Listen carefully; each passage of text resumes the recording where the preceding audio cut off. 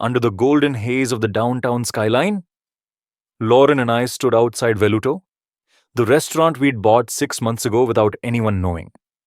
The name glimmered on the glass, like something exclusive, almost holy. It was one of those places where the menu didn't have prices, and the servers wore suits better than most people on Wall Street. I adjusted my collar and looked at her. She smiled. Soft but sharp. Always 2 steps ahead of me. "We sure about this?" I asked. She nodded once, and that was all I needed. We didn't walk in like owners. That was the point. We came dressed like any couple out for a special night. Not poor, but not polished either. I wore a navy blazer that didn't scream custom, and Lauren's coat was vintage but elegant. No logos, no clues. Inside, it was exactly as we'd designed it. Chandeliers like dripping crystal, booths tucked behind velvet partitions, music like silk on your skin. Every detail had cost us something nights without sleep. Calls to contractors at 3 a.m. Negotiations with banks that looked at our skin before our spreadsheets. But none of that mattered right now. Right now, we were just two black customers walking into a room built for people who look nothing like us. The hostess stand stood like a gate between us and acceptance. And the man behind it, the gatekeeper, he didn't smile, didn't ask for our name, just looked us up and down like we'd wandered in from the wrong side of a shopping mall. "Reservation?" he asked, voice flat as marble. "Yes," I said, keeping my tone even. "Jordan Williams." "For two?" He glanced at the tablet, then back at us. No movement. No welcome. "I don't see that name," he said, eyes lingering on Lauren's hair like it was a red flag. "It should be there," I replied, already knowing what game we were playing. He exhaled, glanced again, then shook his head. "You sure it's for tonight? This is Veluto, downtown. Not the We know where we are," Lauren cut in, her voice steady. "Could you look again?" That's when the waiter showed up. Not the hostess, not the manager. A server, tall and thin with the kind of smirk that begged to be slapped off. He leaned in, glanced at the screen, then turned to us with a kind of confidence you only get when the world has always told you you're right. "There's no Williams here," he said. "Maybe you're thinking of somewhere else." I blinked, jaw tight. He didn't even try to hide it. No fake apology. No pretense. "We just got here," I said. "Could you double check?" The server raised an eyebrow. "Listen," he said, "we're fully booked tonight. We've got a strict dress code. Our members expect a certain atmosphere." My blood went cold. Dress code. Lauren's coat cost more than his rent. I opened my mouth to respond. But something stopped me. A beat. A moment. This is what it felt like. I thought, to be invisible in a space you paid for. To be erased while standing on ground you own. Lauren looked at me, her eyes saying, "Don't." "Not yet." I swallowed it. The fire, the fury. I let it sit in my chest. Heavy and slow. "All right," I said. "Maybe it's a mistake. We'll wait." He shrugged, already turning his back, muttering something under his breath that made the hostess smirk. We stood there for 12 minutes. I counted. Not one person offered us water. Not one person looked us in the eye. The reservation was there. Of course it was. A different hostess finally came out and called it like it was a mistake on our part. "Oh, Mr. Williams, sorry for the delay. Right this way." But they didn't lead us to the window booths overlooking the city. They led us to a cramped table near the kitchen, close enough to hear the hiss of burners and the clatter of pans. Lauren sat down in silence. I watched her fingers grip the menu like it was an anchor. "I want to leave," she whispered, "and maybe we should have, but I needed to see where this would go." So I smiled. "No," I said, "we stay." The waiter returned 10 minutes later. No apology. No water. Just a slight tilt of the head like we'd interrupted his evening. He didn't introduce himself, didn't ask if we were celebrating anything. Just dropped two menus on the table like flyers and said, "Whenever you're ready," before walking off without waiting for a response. Lauren stared at the menu but wasn't reading. Her eyes were on the words, but her mind was miles away. I knew that look. It was the same one she had the first time a landlord refused to rent us office space. The same look when an investor told her she was too poised to be relatable. I didn't touch the menu either. I watched the room instead. The table of white couples near the window had three servers between them, laughing over cocktails, napkins folded on laps, silver polished like chrome. A sommelier was pouring wine for another group, giving them a story with every bottle. A business dinner across the room had just been delivered amuse-bouche with a flourish. And we sat by the swinging door, a draft from the kitchen brushing our ankles with every passing plate, like ghosts in a place that didn't believe we were real. Lauren finally spoke. "I hate that I care," she said. "What do you mean?" "This, all of it. I hate that I care what they think of us. That this still hurts." I leaned closer.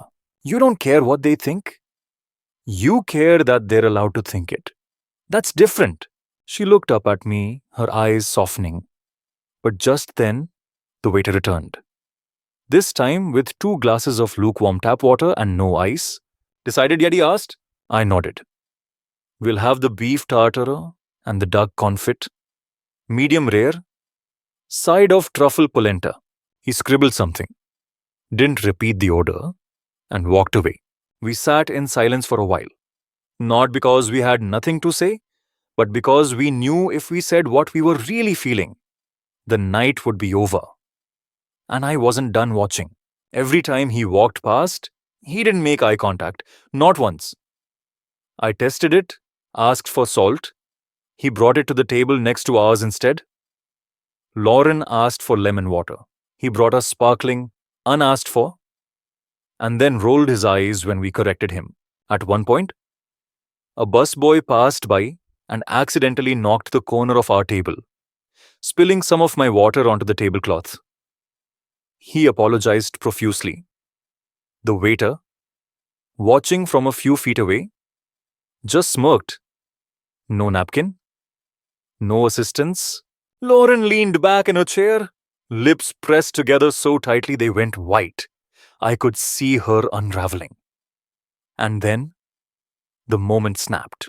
From the far side of the room, a young black woman walked in, alone.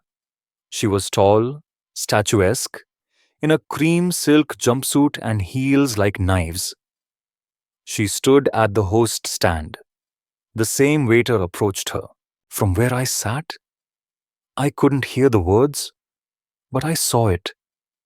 The tilt of his head, the look up and down, the smile that wasn't one. She frowned, said something back, and then she turned around and left. No scene. No second chances. I felt Lauren's hand grip mine under the table. Her palm was damp, her nails pressing just enough to keep me grounded. I looked down at my phone. Our operations manager had texted 20 minutes ago. "Here, upstairs. Ready for walkthrough." I stared at the screen, thumb hovering over the reply button.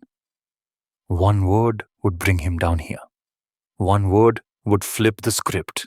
But I wasn't ready yet. I needed them to lean deeper into the mask. I needed them to believe it, to fully reveal who they were when no one was watching. The duck arrived cold. The tartare wasn't even chopped, just a slab of raw beef like a dare. The truffle polenta had no truffle, no salt, no apology. The waiter dropped the plates and walked away before we could say a word. Lauren leaned forward, whispering low. "We've proven our point. Let's go." But it wasn't about the point anymore. It was about the pattern.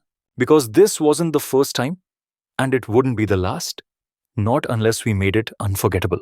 So I reached for my phone again and typed the word. "Now." I hit send. Then I wiped my hands with the cloth napkin, adjusted my watch, and stood up. Lauren's eyes followed me. "Jordan." I didn't answer. I just started walking past the kitchen, past the tables, past the watchful eyes of people who had decided who I was before I said a word.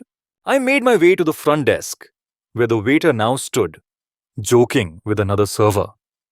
When he saw me, his smile vanished. Sir, he asked, already annoyed. I stared at him for a second, not speaking. Then I said, I need to see the manager. Now, he straightened a little, clearly unsure if he should smirk or take me seriously. His fingers twitched, but he didn't move. The manager is occupied, he said. If there's a problem with your meal, I can. And no, I interrupted. Sharper now? You can't. I heard the soft hush behind me. Utensils setting down. Conversations pausing. The kind of silence that spreads just before lightning hits. I won't repeat myself. I said, eyes locked on his. He shifted his weight, clearly thrown off by the sudden firmness in my tone. That's the thing about people like him. They're confident until you stop smiling. Until the mask, they think you wear slips and they catch a glimpse of the steel underneath. Just then, from the hallway leading to the private dining rooms, a tall man in a navy suit appeared, polished, nervous. He walked directly toward me with a mix of urgency and uncertainty, then paused, scanning my face. Mr. Williams, he asked. The waiter blinked. His head snapped toward the manager like he'd misheard. I gave a nod. Yes. The manager took a breath, quickly extended a hand. We're ready upstairs whenever you are. Apologies for the delay. The waiter's mouth parted slightly. He looked from the manager to me, confusion painting over arrogance like a poor coat of primaire. He didn't speak. I turned to him, calm as the eye of a storm. You remember telling me your members expect a certain atmosphere? His jaw tightened. I continued, voice low but loud enough for nearby tables to catch the edges. You've been cultivating the wrong atmosphere all night. He tried to respond, but I didn't give him the luxury. I turned back to the manager. Let's go. We walked past the maitre, past the mahogany staircase, past everything that screamed exclusivity and quiet power. The manager led us into a sleek elevator at the back one only executives used. When the doors closed behind us, he exhaled, tension pouring out of him like steam. He adjusted his tie. Sir, I said not yet. Upstairs? We entered the private executive lounge. Floor-to-ceiling windows bathed the space in city light. It was silent, sleek, cold. My operations manager, Thomas, was already there, waiting beside a thick binder on the central table. His suit was crisp, his face unreadable. He greeted me with a nod. Everything's ready. I turned to the manager. You know who I am. He hesitated. I knew the name. I just didn't expect me to look like this. Silence. Didn't expect the person who signed your paycheck to be the one you sat by the kitchen. Still silence. I stepped toward the window, looking out at the glittering sprawl of Chicago. Then back to him. I wanted to see for myself. I said, how our team treated people who didn't fit your definition of clientele. I turned to Thomas. Show him. Thomas opened the binder. Page after page photos, records, transcripts, complaints about the staff, disparities in seating, hostile dismissals with coded language, all swept aside by management, including this one. The manager swallowed hard. This is not how we want to operate. No, I said, but it is how you've been operating. I picked up the tablet on the table, the very one used to check our reservation earlier, and tapped open the ownership portal. My name, my company, my signature across the acquisition. Then I placed the tablet on the table and said, so, let's be clear. From this moment on, things change. This culture. It ends tonight. He looked like he wanted to say something. Apologize. Explain. Backpedal. But I wasn't interested. You're going to walk back downstairs, I said, and you're going to publicly address what just happened. Not to save face, not to keep your job, but because every person in that dining room deserves to know the truth. And the waiter, he asked, that's your call, I said. But understand this, If I ever hear of another incident like tonight, there won't be another conversation, there will be signatures, and none of them will be on checks. I walked toward the elevator, and just before the doors closed, I added, "Oh, and bring our dinner upstairs, and this time, make it right." The ride down felt longer than it should have. Silent, except for the soft hum of the elevator and the quiet crackle of pressure boiling just under the surface. The manager stood beside me, stiff as a statue, eyes fixed on the glowing numbers descending toward the lobby. When the doors opened, the restaurant wasn't the same. Word travels fast in rooms like this, whispers sharper than knives. Heads turned as we stepped out. Eyes followed our every move. The manager's pace slowed, the weight of every step magnified. He walked straight to the host stand, where the waiter now stood frozen, pale under the ambient gold light. Without fanfare, without lowering his voice, the manager began. "Ladies and gentlemen," he said, his voice cutting through the restaurant like a bell. "May I have your attention?" Conversation stopped. Forks hit plates. Even the kitchen seemed to pause mid-order. "I would like to apologize for what just occurred this evening. One of our guests, Mr. Jordan Williams, was not only misidentified and treated with disregard, but also spoken to in a way that does not align with the values this establishment claims to uphold." The room was dead quiet. "Mr. Williams," he continued, turning to me, "is not just a guest tonight. He is the owner of this restaurant. And he and his wife deserve far more than what we gave them." A gasp rippled through the room, sharp and immediate. A woman 2 tables down audibly whispered, "He owns it." Her date elbowed her, eyes wide. The manager's face was flushed now, not from shame, but from exposure. "I failed to uphold our standards. And that failure," he said, voice trembling slightly, "ends tonight." I didn't speak. I didn't need to. The silence that followed wasn't awkward. It was reverent, heavy, the kind of silence that rearranges the room, the kind that makes people shift in their seats and reconsider everything they thought they knew. The waiter turned to me, stammering, "Sir, I didn't know." "No," I said calmly, "you didn't." He took a breath. "If I had known who you were, and that's the problem. I didn't raise my voice. I didn't need to. Truth doesn't shout, it lands. I didn't need special treatment because I'm the owner." I said, scanning the room, "I needed basic respect because I'm a human being." That was it. No speech, no lecture. Lauren walked beside me, calm as ever, her heels clicking against the marble as we made our way back to the elevator. The silence behind us was loud, uncomfortable, necessary. Back upstairs, the atmosphere shifted. Our table had been reset center of the executive lounge. Soft lighting, fresh linens. The meal was already there, hot, plated with precision. A different server, one I hadn't seen before, stood quietly nearby. Respectful, professional. Thomas sat across from me, flipping through the binder again. "This isn't just about one waiter," he said. "There's a rot in this place." I nodded. "That's why we're here." Lauren clinked her glass gently against mine. "To pulling the mask off," she said. "To staying in the room long enough to do it?" I replied. We ate in silence for a few minutes. The duck, this time, was perfect. Polenta rich with truffle. Everything cooked like a promise. Then Lauren took out her phone. She hadn't posted all evening. But now, she opened her camera and set it to video. I didn't ask what she was doing. I didn't have to.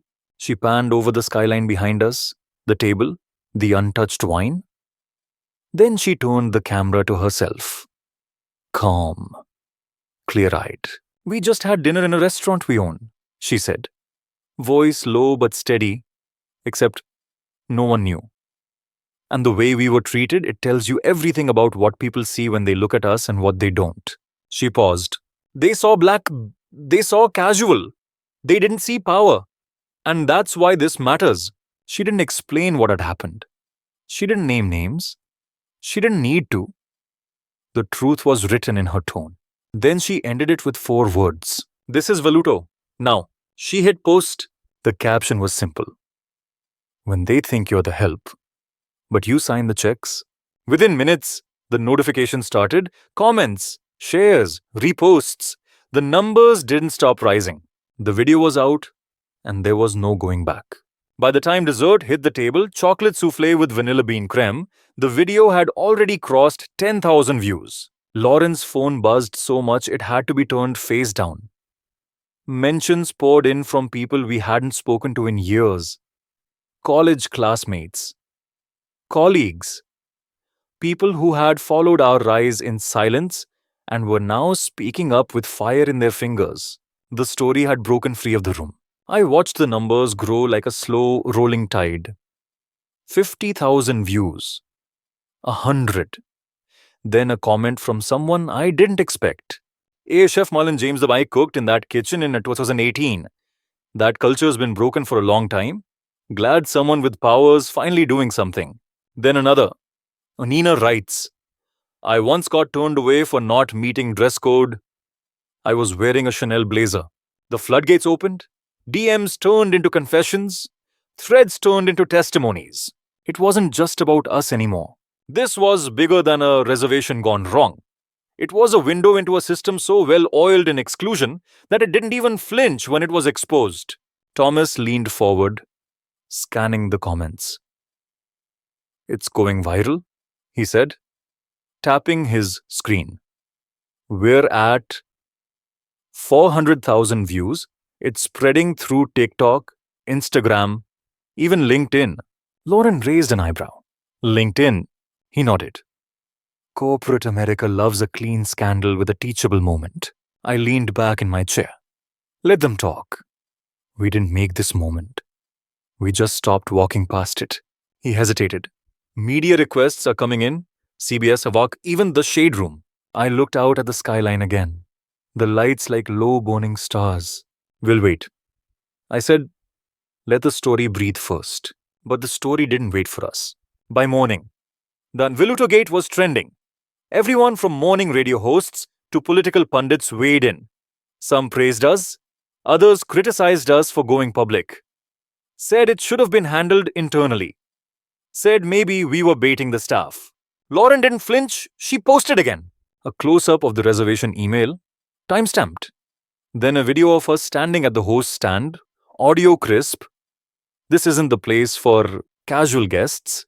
Then a black screen with white text. We didn't bait anyone. We walked into a room we owned. That post crossed 2 million in under 4 hours. What surprised me most, though, were the people who stepped out from the shadows.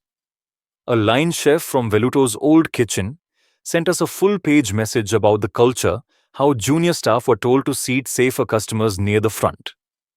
A former hostess confirmed the rotation policy that was never in the handbook, but always enforced. It was racism by design, and design can be dismantled. At noon, we held a live stream. No announcement, no press invite, just a notification Lawrence Williams is going live. Within minutes, 70,000 people joined. Lauren sat at our dining table, hair pulled back, no makeup, hoodie and tea in hand. Nothing curated, just truth. I want to be very clear, she said, eyes locked with the lens. We didn't post that video for revenge.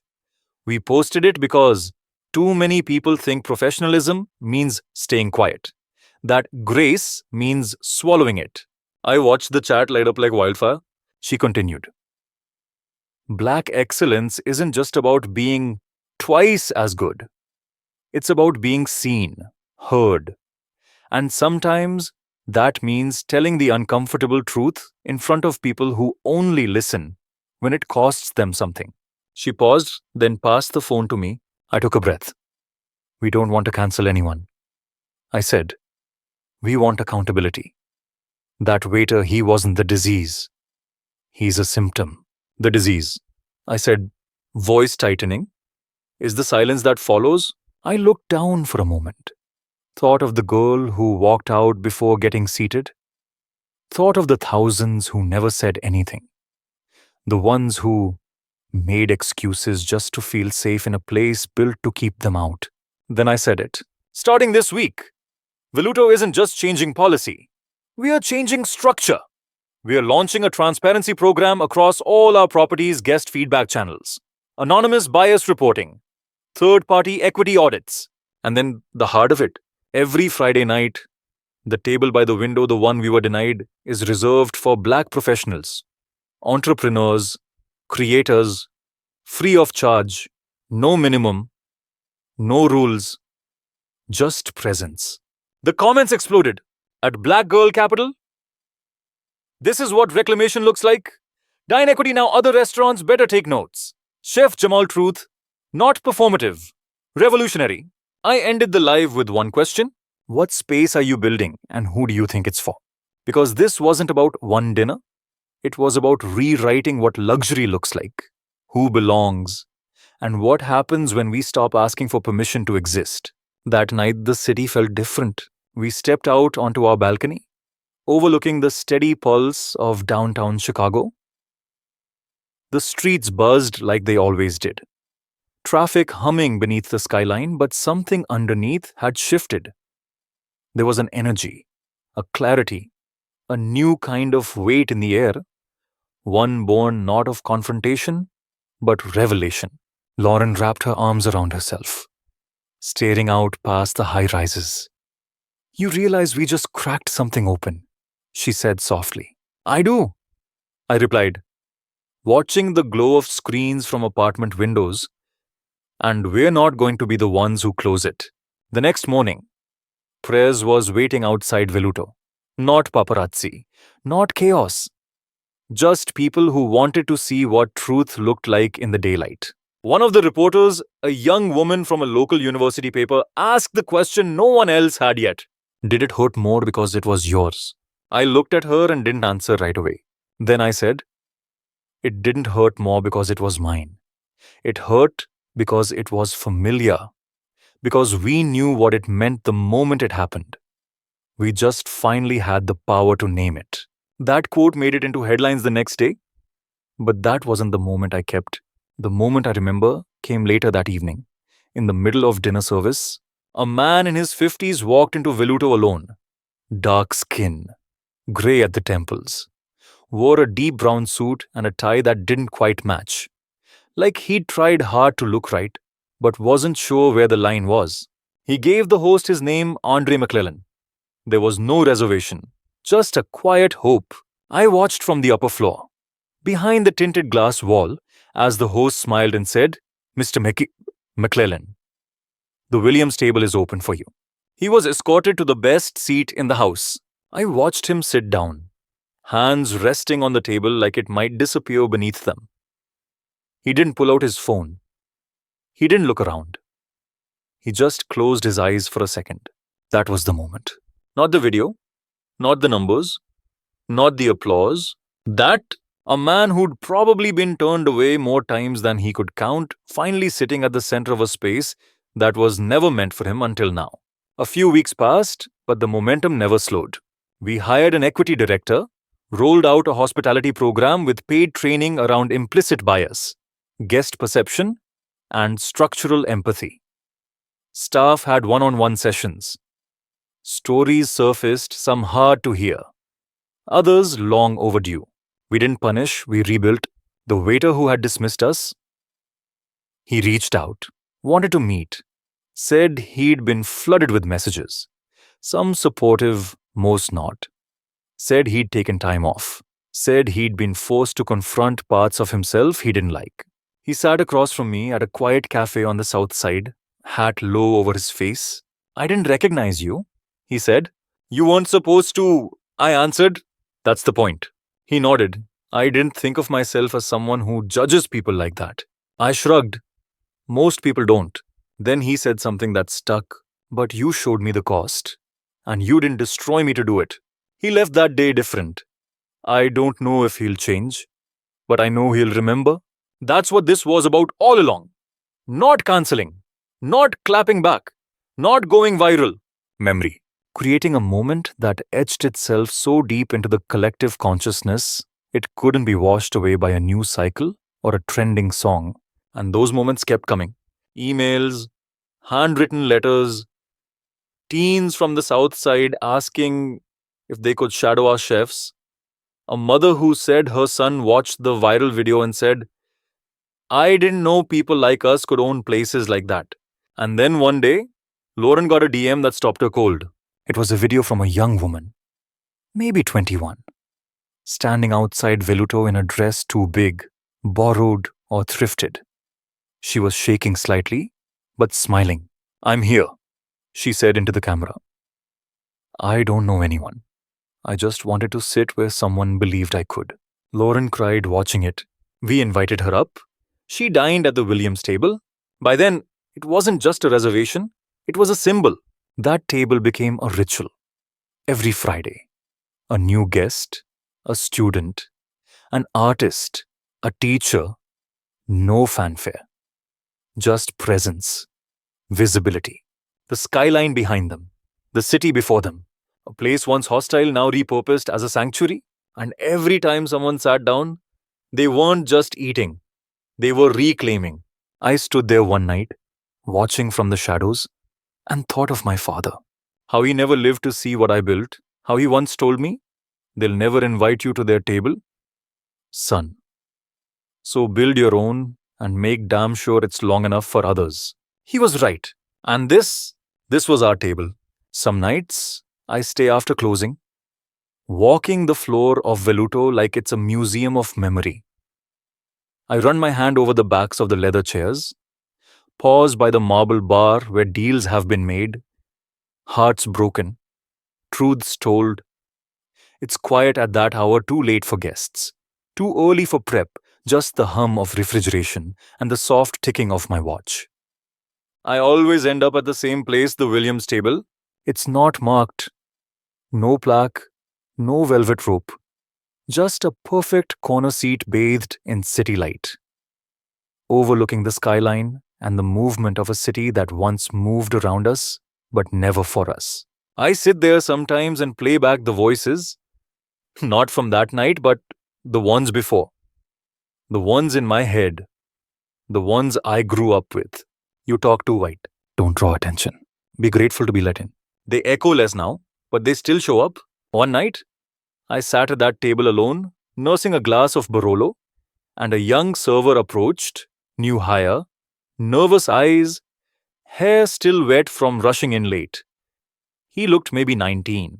He said, So can I ask you something? I nodded. He took a breath. Why didn't you fire him that night? I knew who he meant. Everyone did. I thought about it. Because if I'd fired him, the story would have ended with revenge. I said, but this way it ended with reflection. He looked at me like that hadn't occurred to him. Also, I added, the real win wasn't in punishing him. It was in making the system that trained him answer for itself. He didn't say anything, just nodded slowly and walked off. A week later, he requested to move to front of house. Said he wanted to understand people better. That's what culture does. It spreads quietly, without permission. The Williams table became more than a space, it became a signal. Soon, our other restaurants followed. One in DC, one in Atlanta, two in LA, each with a legacy table. And every Friday night, someone new sat in that seat. We didn't pick people based on followers or fame. We picked them based on impact, on potential, on fire. A young trans poet in DC, a single mother launching a food startup in LA, a parolee turned pastry chef in Atlanta. One by one, they sat down. A non-profit began to form around it quietly at first, word of mouth, then a website, then funding. Seats of power, we called it. A nationwide network for placing underserved talent at high-visibility tables across industries. A seat turned into a story turned into a system. We didn't just open the door, we redesigned the room. And somewhere along the way, the narrative stopped being about that one night. It became about what came after. I remember standing outside Veluto one crisp autumn evening as golden leaves skipped across the sidewalk. A man in his 70s stood staring at the building, hands in his coat pockets. He looked at me, a little unsure. Is this the place? He asked. What place? The one from the video? Where the couple. I smiled. Yeah, this is the place. He nodded slowly, like he'd walked blocks just to prove to himself it was real. Then he asked, do you still own it? I didn't hesitate. I do. And that meant more than any award. More than any trending hashtag. Because ownership wasn't about power anymore. It was about permanence. It was about creating something so rooted, so undeniable, that no one could unsee it once it was revealed. This story started with an insult, but it didn't end there. It ended with a blueprint for dignity, for presence, for building tables that remember where we came from and welcome those still on the way. Thank you for taking the time to walk through this journey with us. Your presence means more than you know. If this story moved you, challenged your perspective, or sparked something inside you, we invite you to subscribe to the channel so you don't miss the next powerful story waiting to be told. Your support helps us keep creating content that matters. And we'd love to hear from you. Drop a comment below with your thoughts, your experiences, or even just one moment in this story that stayed with you. Let's keep the conversation going.